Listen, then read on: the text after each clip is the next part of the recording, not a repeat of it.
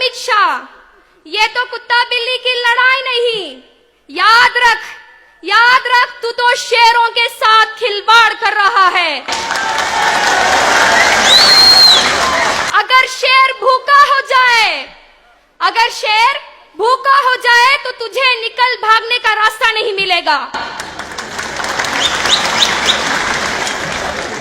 शराफत से रहो वरना बहुत पछताओगे तुम भी।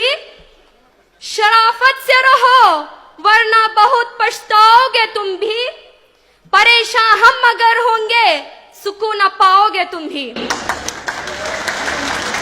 मुखालिफ लाख हो जाए जो हम मैदान में आ जाए किसी से डर नहीं सकते।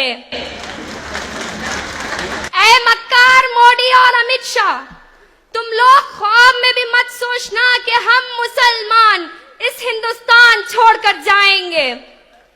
ये एनआरसी, एनपीआर, सीएए और एबीसीडी से लेकर जेड तक जो भी बिल पास कर ले, लेकिन हम मुसलमान इस हिंदुस्तान से निकलने वाले नहीं, क्योंकि ये हमारा देश है, ये हमारा हिंदुस्तान है और हमारे बाप दादाओं का खून पसीना इस मिट्टी में मिला हुआ है।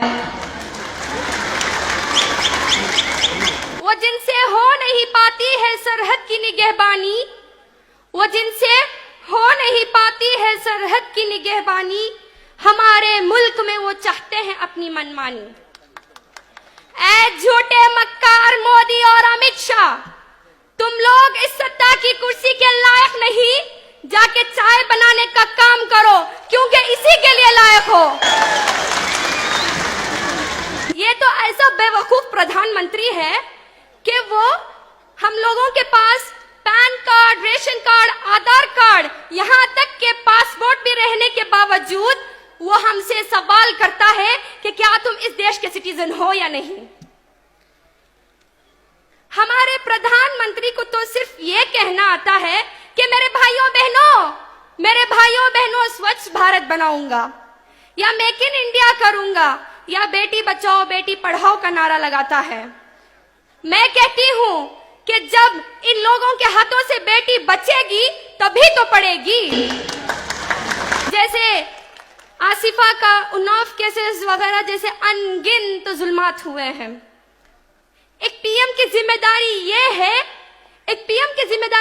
है वो इंडियन कॉन्स्टिट्यूशन को अपनाए, लेकिन हमारे प्रधानमंत्री को उसको छोड़कर गोलवालकर के आइडियोलॉजी को और हिटलर के स्ट्रैटेजी को अपना रहा है और हिंदुत्व को हिंदुस्तान में लागू करने की कोशिश कर रहा है।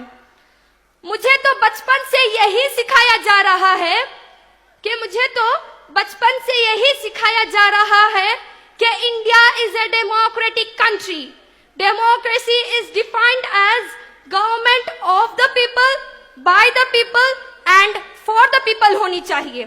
लेकिन हमारा पीएम तो आरएसएस के आइडियोलॉजी के मुताबिक चलने वाला है, तो उसे क्या पता चलेगा कि डेमोक्रेसी क्या है।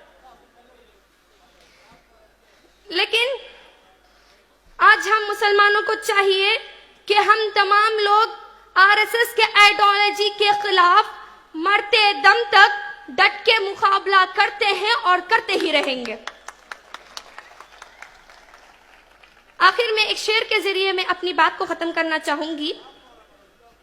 कमी आई ना आएगी हम सबके ईमान में, कमी आई ना आएगी हम सबके ईमान में, हुकूमत खुद ब खुद उड़ जाएगी ईमान के तूफान में। ये भारत देश है अपना, इसे फिर से सजाएंगे। ये भारत देश है अपना, इसे फिर से सजाएंगे। इसे सोने की चिड़ियां देखना फिर से बनाएंगे। मेरे मुसलमान भाइयों और बहनों, याद रखना कि डूबा हुआ सूरज एक ना एक दिन तुलू होकर ही रहेगा। सलामु अलैकुम रहमतुल्लाहि व बरकातुहू।